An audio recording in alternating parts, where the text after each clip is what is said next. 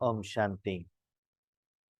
आज के वरदान, बाप दादा के वरदान अपने मीठे बच्चों के प्रति। डेट 12 दिसंबर 2023। वरदान है, मेरे को तेरे में परिवर्तन कर। उड़ती कला का अनुभव करने वाले डबल लाइट भाव। मेरे को तेरे में परिवर्तन कर। उड़ती कला का अनुभव करने वाले डबल लाइट। डबल लाइट बनने का विधि आज बाबा ने बताया है। डबल माना मन से भी लाइट, तन से भी लाइट। तन में भी कोई भी बीमारी न हो, कोई भी दर्द न हो। मन में भी कोई चिंता टेंशन न रहे, सदा खुश रहे। उसके लिए क्या करना है? आज बाबा ने विधि बताया। तन और मन दोनों भगवान के हवाले कर दो। बहुत बार आप बच्चों ने हाथ उठाया है कि तन मन धन सब आपका है। कहा तो है, हाथ भी उठाया है, लेकिन प्रैक्टिकली बाबा के हवाले नहीं किया है।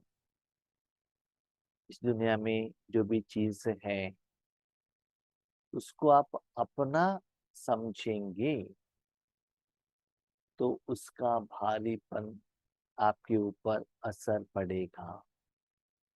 मेरा धन, मेरा बिल्डिंग, मेरा जॉब, मेरा परिवार, मुझे ही करना है। अभी आप सोचते होंगे कि हम सब भगवान को देंगे तो हमको क्या मिल रहा है। अभी लौकिक में क्या होता है ना, और इस दुनिया में जो भी चीज अगर किसी को देंगे तो वो चीज उनका हो जाएगा ना। आपको क्या मिलेगा? आपके पास जो है उनके पास हो जाएगा, तो उनको उसका फल मिलेगा। अपने पास कार है, किसी को दे दिए तो वो यूज करेगा ना।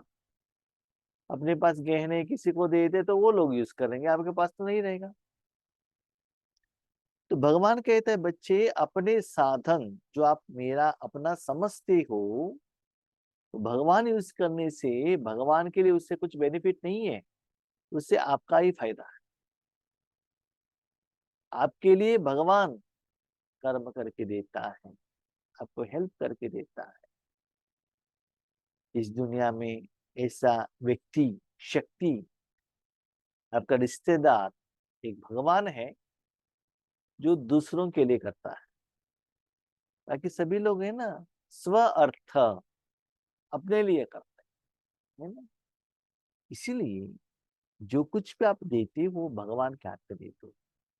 दूसरी बात, मैंने भगवान को दे दिया, ये भगवान का है, बाबा तेरा है, ऐसे मुख से कहने से कुछ भी नहीं होता। देने के बाद भगवान से वो कर्म कराना है। भगवान ने उसको लिया और उसको यूज किया, उस द्वारा उन्होंने कर्म किया, वो अनुभव आपको होना चाहिए। जैसे आप लोगों ने देखा होगा, जब बाबा का मिलन होता था तब गुलजार दादी स्टेज पर बनकर आकर बैठती थी। अब कहती थी, बाबा अभी इस सेकंड के बाद ये तन मन आपका है, जितना समय चाहिए आप ले लो। तो बाबा ले लेते थे और अपना सेवा करते थे। तो कितना दुआ दादी को मिलता था। दादी अपना अनुभव में कहती है, जब बाबा तन से बाहर जाते थे उसके बाद लंबे समय तक उनका बॉडी लाइट रहता था। जैसे कोई व्यक्ति को अनेस्थेशिया इंजेक्शन देंगे, ऑपरेशन हो गया, उसके बाद वो जब स्मृति में आता है इस दुनिया के, उसके बाद भी बहुत लंबे समय तक अनेस्थेशिया का इफेक्ट रहता है। तो ऐसे ही जब आप अपने तन मन को परमात्मा को दिए तो परमात्मा ने यूज किया, वो शक्ति आपके कर्मेंद्रियों द्वारा बाहर निकलता है, उसका अनुभव, एहसास आपको होता है, उसका रिजल्ट से उड़ती कला। आपका पाँव नीचे नहीं रहेंगे। समझ लो, आपको दर्द है तन के लिए, तो क्या होता है, कितना भारीपन। आप आराम से पैदल चल सकते हो क्या? पेट में दर्द है, पाँव में दर्द है, घुटने में दर्द है, या चल सकते हो? सिर दर्द है, जहां भी शरीर में कोई भी जगह पर दर्द है, क्या आप चल सकते हो? नहीं है ना। लेकिन तबीयत ठीक है तो, खुश है तो डांस भी करेंगे ना। वैसे तो तन धरती के ऊपर ही है। उड़ गए माने धरती से आप 2 फुट ऊपर चले गए, ऐसा नहीं है। लेकिन वो लाइटनेस का फीलिंग होता है, क्योंकि बोझ नहीं है। वैसे ही मन खुश है, सफल हुआ है, कोई चिंता नहीं है, सब कुछ ठीक है, खुशी का एहसास, लाइटनेस का एहसास होगा। कोई चिंता है, जैसे आपने उस दिन एक्सपेक्टेशन किया था वैसे फल आया नहीं, किसी ने डांट लिया, किसी ने गुस्सा किया, किसी ने निंदा की, एक्सपेक्टेड रिजल्ट नहीं आया, ऐसे लगता है कि आप थोड़ा नॉर्मल लेवल से नीचे, उसका असर मन पर भी पड़ेगा और भारीपन का एहसास होता है। कभी कभी उसके कारण नींद भी नहीं आता है। कभी कभी है ना, लाइट उड़ने से भी नींद नहीं आता है, लेकिन नेक्स्ट डे उसका असर नहीं पड़ता है। अभी देख लीजिएगा, जिस दिन आपको एग्जाम है, टेंशन है, तो भी नींद नहीं आए। एग्जाम कंप्लीट हो गया, खुशी हो गई, तब भी नींद नहीं आए। बेटी का शादी है, एक हफ्ते तक टेंशन है, नींद नहीं आएगा। जिस दिन शादी हो गया, बहुत अच्छा हो गया, उस दिन खुशी से भी नींद नहीं होगा। खुशी से नींद नहीं आया है ना, नेक्स्ट डे शरीर में आपको कुछ प्रॉब्लम नहीं आता। आपकी माताओं को बहुत अनुभव है। अपने बच्चों के लिए जो जन्म देते हैं, उनके लिए 6 महीने तक, 8 महीने तक रात का नींद त्याग करते हैं, आपको कुछ भी नहीं होता। नेक्स्ट डे आराम से काम करें, क्योंकि अपने लिए, अपने बेटे के लिए, मेरे बेटे के लिए आपने त्याग कर लिया ना, मन से किया है ना, इसलिए कुछ भी प्रॉब्लम। लेकिन जो कर्म करने का आपको इच्छा नहीं है, नाइट बस जर्नी किया, ट्रेन में आ गए, एक नाइट नींद नहीं है, तो कहते आज मुझे नींद आ रहा है। क्यों? मन से नहीं करते हो ना। इसीलिए बाबा कहता है, बच्चे सब कुछ भगवान को अर्पण कर दो और भगवान से कर्म कराओ, सदा उड़ते रहो, डबल लाइट पाओ।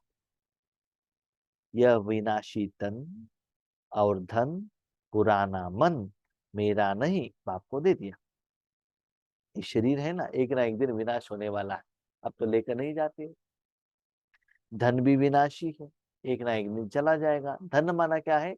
जो भी आपको दुनिया में दिखाई देता है, बिल्डिंग है, बर्तन है, गहने हैं, कपड़े, जो भी है, उसका वैल्यू आप धन से करते हो, वो भी विनाशी है। और जो मन है, पुराना है, उसमें इतना गंदगी लग गया है, ये सब भगवान के हवाले कर दो। अब देखो भगवान उसको कैसे यूज करता है। तो उसके लिए विधि है। आपने भगवान को वो दे दिया, समझ लो आपने अपना कार भगवान को दे दिया, मैंने कोई व्यक्ति को दे दिया, समझ लीजिए, तो क्या करता है? ड्राइवर सीट में बैठकर ड्राइविंग वो करेगा ना।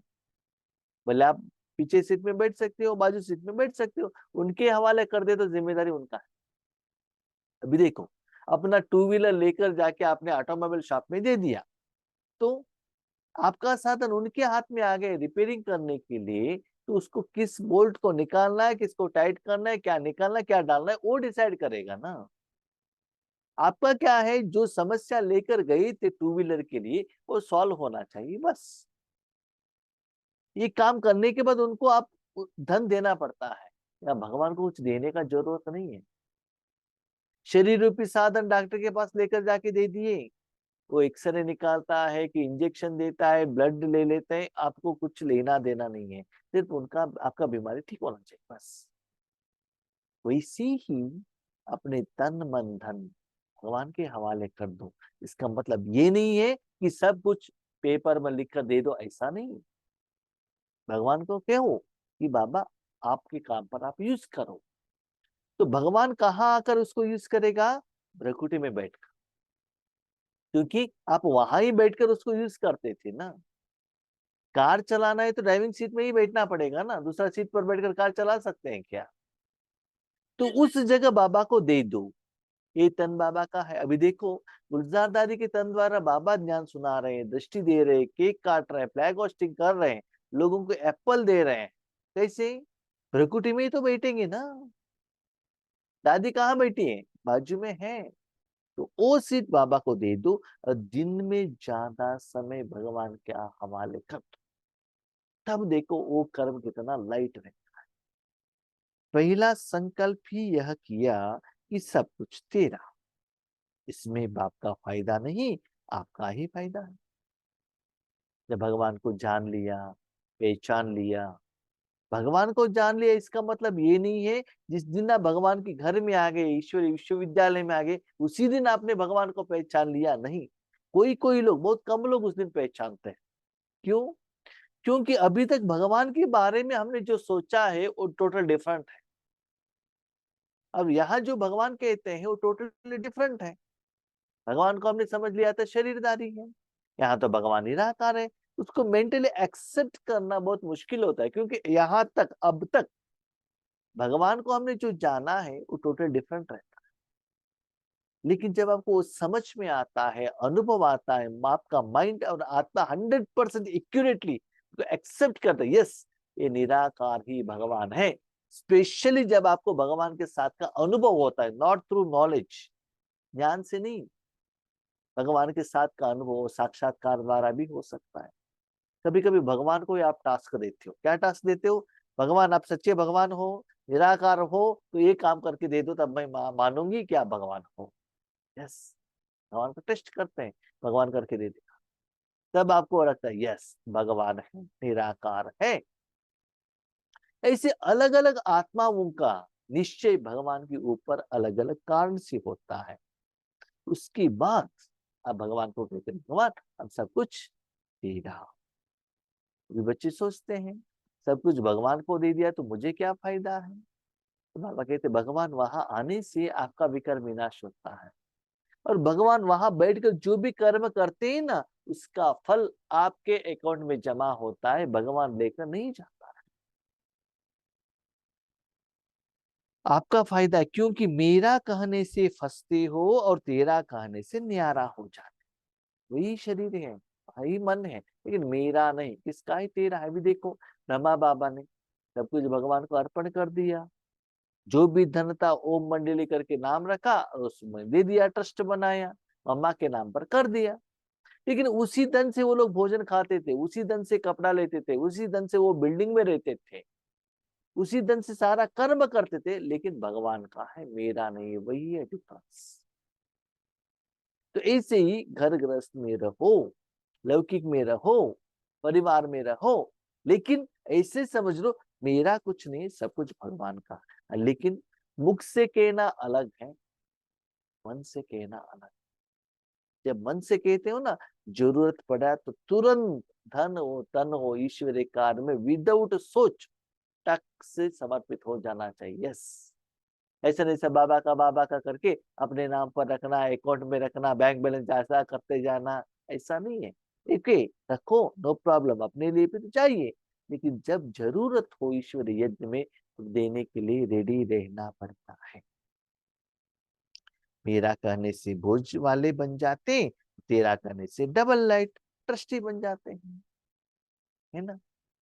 जब तेरा कह दिया तो अभी बहुत सारे हमारे सरेंडर भाई बहने हैं, तेरा कहने से जिम्मेदार कौन बनता है? बाबा बन जाता है ना। इसलिए बाबा कहते बच्चे, मेरा कहने से आप उसमें बंधन में आते। अभी देखो, कोई एक पेशेंट है, आपने अपना घर में रख लिया, उनको देखभाल करने का जिम्मेदार आपका है ना।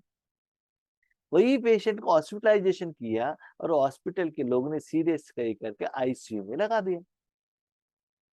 तो वहां रखने के बाद थोड़े बड़े बड़े हॉस्पिटल में कहते हैं ठीक है आप अपना घर जाइएगा, जरूरत है हम आपको फोन करके बताएंगे। आईसीयू में लगाएंगे तो सारा जिम्मेदारी उनका है, आपका नहीं है। जो भी मेडिसिन चाहिए, टैबलेट्स है, सब वो लेकर आते हैं, उनको नहलाना पिलाना सब कुछ उनका है, आपको कुछ काम ही नहीं रहता है वहां। लेकिन कोई वार्ड में एडमिशन किया है तो भोजन आपको देना पड़ेगा, सिस्टर ने कुछ मेडिसिन लिख कर दे दिया, लाकर देना पड़ेगा। तो अपना जिम्मेदारी आपने उनको दे दिया ना। तो इसी बाबा कहते बच्चे, अभी तक आप अपने तन मन द्वारा आप कर्म करके वो कर्म का फल आप अनुभव करते थे, और 5000 साल में इस जन्म में इस कलयुग स्टेज पर इतना दुनिया में दुख दर्द है, आपको ऐसे नया एक ऑफर भगवान दे रहे हैं बच्चे। अभी अपना तन मन मेरे हवाले करते हुए भगवान से कर्म करते हुए उस भगवान का कर्म का फल का अनुभव आप कर सकते हो। कर्म भगवान कर रहा है, फल आपको मिल रहा है, ये अभी पॉसिबल है। तब देखो, आपने कर्म किया तो वो कर्म का फल आपके संस्कार में रिकॉर्डेड है। भगवान से कर्म कराने से वो कर्म का फल क्या है आपको पता चलता है, जरूर डिफरेंस पता चलता है। मेरा अनुभव मैं आपको कहता हूँ, जब भी हम और कोई भी ज्ञान सुनाते हैं ना, जब हम कंपनी में थे तब भी हमारे प्रोडक्ट के बारे में भाषण करना पड़ता था, किसी लोगों को बताना पड़ता था। लेकिन में किसी से भी कुछ बात करना है तो हमारे पास वो स्टॉक रहना चाहिए। कहाँ से आएगा वो? एक कहाँ तो पढ़ना चाहिए, किसी से सुनना चाहिए, टीवी से या बुक से, किसी से भी सुनना पड़ता है। और ईश्वरीय ज्ञान के बारे में मैं देखता हूँ, बाबा आप क्लास करो, ज्ञान सुनाओ, ऐसा नया नया सीक्रेट डेप्थ मीनिंग ये सभी आ जाता है, मैंने ना कहाँ सुना है ना कहाँ पढ़ा है। उससे मुझे पता चलता है ये काम मेरा नहीं है, ये भगवान ही कर सकता। वो डिफरेंस। और वो कर्म करने टाइम है ना, वो आधा घंटा 1 घंटा जो भी टाइम, इतना लाइट इतना खुशी, कोई भी चिंता। तो क्यों? जिम्मेवार भगवान है, हम नहीं है ना। वो डिफरेंस पता चलता है, भगवान आपके साथ में नहीं। अभी समझ लो, लौकिक घर में भी आप अकेले रहेंगे तो कैसे रहेगा, आपके घर में आपके साथ में माँ रहेगी तो कैसे लगेगा? डिफरेंस है ना। माँ है तो जिम्मेदारी किसका है? माँ का। यहाँ तक हमारे घर में आज भी हम थोड़ा लेट करके उठते हैं या यहाँ क्लास के लिए आते हैं तो माँ कहती है लेट हो गया, चलो चलो चलो चलो। ड्यूटी तो हमारा है लेकिन माँ को चिंता रहता है, चलो मेडिटेशन करने के लिए क्लास करने के लिए जाओ। तो कितना माँ पालना करती है। पहले खुद भोजन नहीं खाया तो भी पूछती है आपने भोजन खाया क्या? जब शरीरधारी माँ इतना प्यार कर सकती है, या भगवान प्यार नहीं करेगा? तो भगवान को यूज करते तो देखो।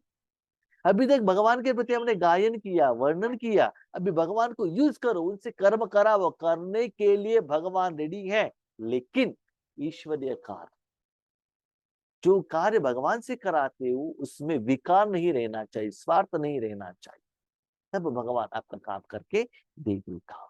इसीलिए भगवान आत्मा का रूप में है ना। आत्मा को जो भी कर्म करना चाहिए, साधन चाहिए ना। तो बच्चे, भगवान के ऊपर आपको भरोसा है ना।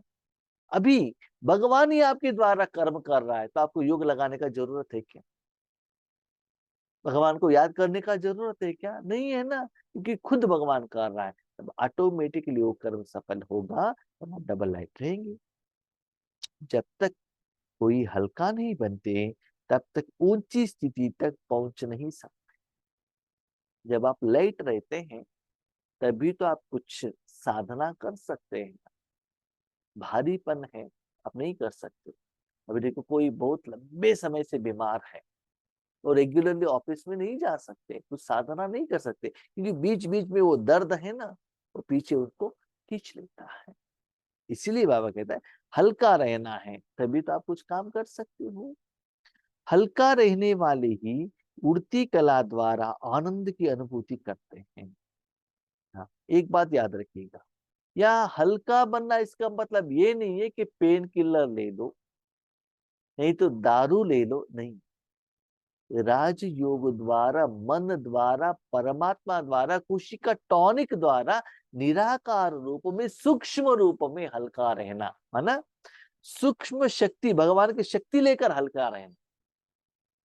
कभी कभी हमारे माताएं भी कहते हैं कुछ दर्द है, सीरियस काम करना है घर में तो पेन किलर ले लिया, काम हो गया ना, उसके बाद देखेंगे क्या होगा।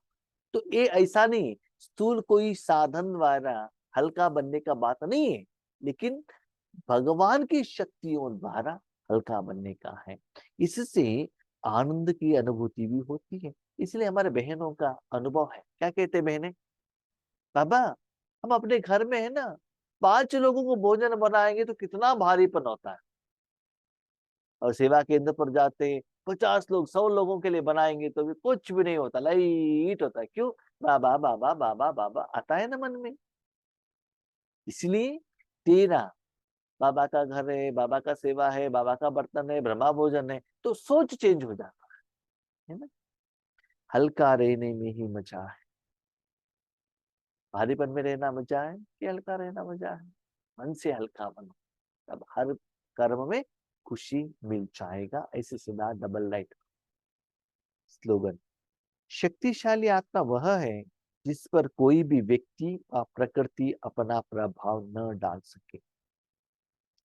पावरफुल आत्मा माना वो आत्मा अपने स्वरूप में और अपनी स्थिति में वो स्थित है, उनको जो चाहिए वो उनको मिल रहा है। तो उनको कोई भी व्यक्ति या पंचतत्व कोई भी चीज उनको प्रभाव में डाल नहीं सकता।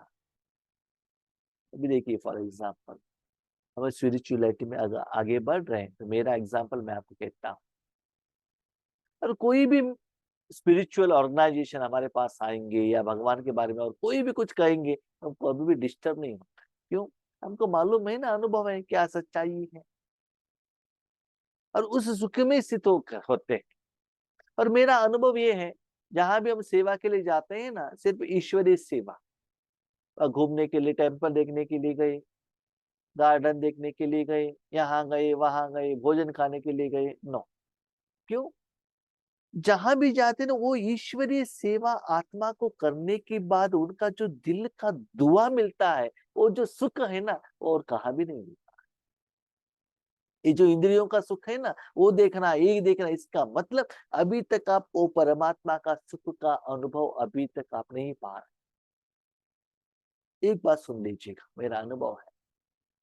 वैसे तो ड्रामा के अनुसार हमको तो ज्यादा माताओं के साथ ही बाबा ने कनेक्शन रखा है। वैसे तो आत्मा के रूप में माता और पुरुष तो है नहीं, आत्मा है सभी।